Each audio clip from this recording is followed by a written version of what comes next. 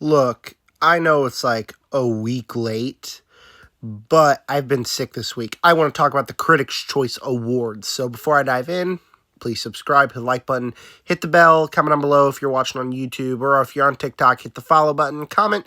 What are your opinions on the Critics' Choice Awards? Is anything snubbed, or was this a great way to open up the award season or not? If you're wondering why I'm being quiet, it is currently 11 o'clock at night, and I finally feel up to filming this TikTok, so that's what we're going to do. All right, let's dive in. The best casting and ensemble went to Francine Maisler for Sinners. I gotta 100% agree here. Everybody in this movie is great. Obviously, you got Michael B. Jordan, Haley Steinfeld, but then you got people like Miles Canton in there. This was just a fantastic cast. Jack O'Connell is a villain. I mean, this is one of the best casts of the year. I 100% agree with this pick. Best hair and makeup, yeah, it goes to Frankenstein. I'm not the biggest fan of the movie, but everybody knows that the hair and makeup in this movie was insane. Especially Mia Goth in this movie. She has a hairdo that is just absolutely insane. Very distracting, but for the time period, I think the hair and makeup in the movie was well done, and it deserves the award. Best sound, I obviously don't agree with this one. I think it definitely has to go to Warfare, but F1 had some pretty great sound. Obviously, the cars, a sequence where the sound kind of fades out and it's just him driving and he's flying, I think is great. So I'm not mad about this one, but I definitely think Warfare has better sound. Best production design going to Frankenstein. I'm not too mad about this one. I think there are better designs out there, but Frankenstein has a pretty good one, and again, the set period, the costumes, the makeup, all that was easily the best part of the movie for me, so I'm not mad about this. Best visual effects, was it ever going to be anything else? I mean, no. It obviously goes to Avatar Fire and Ash, and it probably obviously has the best visual effects. Same thing with this. Stunt design, obviously going to Mission Impossible. It does not deserve to go anywhere else. It obviously deserves here. The Mission Impossible, known for its big, gigantic stunt sequences. The aeroplane sequence was phenomenal inside the film. Submarine sequence was awesome. So, obviously, it goes to Mission Impossible. And even though this is one of my least favorite films in that franchise, I cannot be mad about this. I'm happy it won the award. Another pretty obvious one, best comedy, The Naked Gun. I mean, it's the hardest I laughed at a movie all year. I definitely do think the shtick wears out by the end of the movie, but overall, it is a very hilarious movie, and yeah, it's obviously the best comedy. Again, just throwing it out there, best costume design, Frankenstein, not mad about it. Best adapted screenplay goes to One Battle After Another. I'm happy with it. I think it is a very good script. It handles its themes very well. I recently rewatched the movie. We'll talk more about it when we get to the best picture, but I'm happy about this. I'm ecstatic about Ryan Coogler winning Best Original Screenplay because this is a fantastic screenplay. When it's not about the vampire stuff, that's where the movie really works for me. And then obviously get the fun vampire stuff. And it's a screenplay that handles all these thematic themes within a vampire horror movie. It's a great script, and Ryan Coogler deserves the award.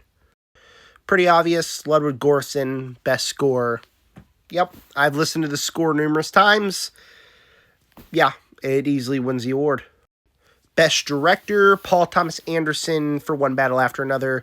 I don't really agree with this one. I would go Ryan Coogler for Sinners over Paul Thomas Anderson for One Battle After Another, but I mean, I can't really complain. It is a really well-directed movie.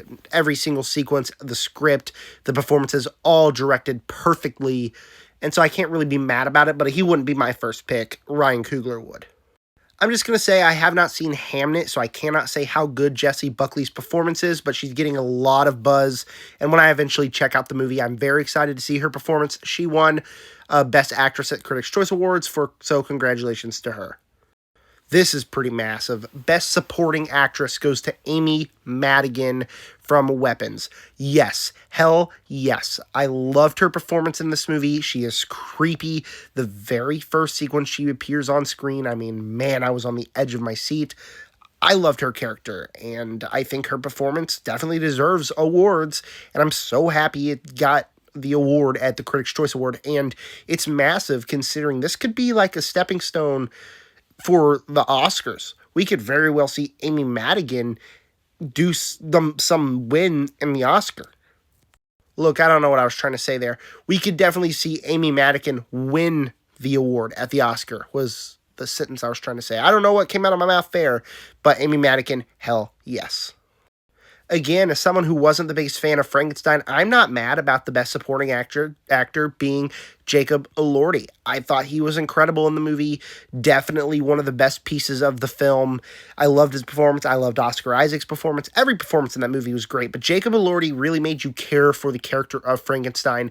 I'm not mad, and I'm really happy that him and Amy Madigan both won the award, which means horror is doing pretty good at this award season so far, considering two actors in horror films won the Best Supporting awards. So I can't complain. I'm very happy about that. Best Actor, my guy, Timothée Chalamet, pretty easily.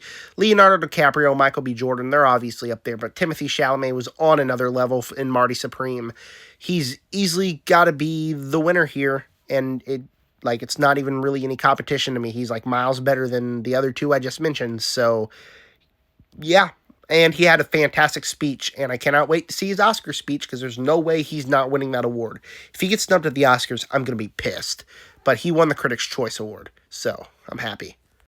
And finally, to cap off my Critics' Choice Awards reaction, One Battle After Another wins Best Picture. Now, would I pick it over Sinners or Marty Supreme? Absolutely freaking not. But I rewatched the movie after the cat is now here. Let me try to show you the cat. Can I get the cat here? Yep, there she is. There's the kitty. One Battle After Another is a very well done movie. There are things I've noticed on the rewatch that I thought were really effective. I do definitely think the script is really well done. Like I said, I'm happy with it winning that award. I think all the performances are great.